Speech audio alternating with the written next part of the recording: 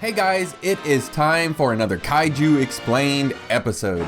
Today I want to take a look at one of my favorite monsters from the Showa era, as well as having a brief appearance in Godzilla Final Wars, and that is King Caesar. The king is one of the more unique kaiju in the entire Godzilla universe. Designed after the popular Shisa statues, this golem-like creation was possibly built by man and is a protector of the royal Azumi family.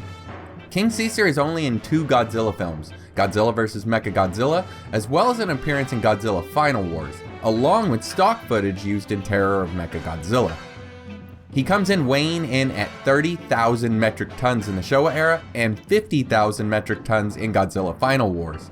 He stands at 50 meters tall in the Showa era and double that at 100 meters tall in the Millennium era. To know more about the origins of King Caesar, we first need to know more about the Shisa statues. Even the king's original name in Japanese is King Shisa. This was then changed by Toho to King Caesar for Western audiences, and then again to King Caesar as the official English name. The Shisa are a hybrid cross of a dog and lion. These statues are common in many East Asian countries, yet the Okinawa version is the one that the king is based off of. Also known as shishi, the small statues can be found on rooftops or in the entrances to businesses, shops, and homes. They're believed to be able to ward off evil spirits and to be able to bring good fortune to their owners. According to ancient legend, a Chinese emissary brought the gift of a Shisa necklace to the king, which he wore frequently. One day the king was visiting the village of Mandanbashi, where a sea dragon had been terrorizing the villagers. While there, the dragon made an appearance, and all the local people ran and hid, except for a religious leader who had been told in a dream to have the king go to the beach, where he would lift up this Shisa amulet and face the creature. The king followed these directions, and it worked. A giant roar bellowed throughout the village, and then a huge boulder fell from heaven and crushed the dragon's tail, trapping it, causing it to eventually die. This boulder and dragon's carcass became covered with plants and trees, and today is known as the Ganamui Woods. The people of the village then built a large stone Shisa to protect them from the dragon spirit and any other unknown threats. We don't know how the king was built, but we do know that he's a golem-type kaiju, and was most likely made by someone related to the Azumi family. The guardian monster appeared long ago to help out Okinawa when outside forces threatened the island. Now, the king stays hidden away in the mountainside, waiting for a member of the royal Azumi family to wake him with song if needed. I will note that in Godzilla vs. Mechagodzilla, there were a series of prophecies that were fulfilled before the song was used to wake up the kaiju. With Godzilla Final Wars, it's not shown how he is woken up, but we do know that he was under the control of aliens.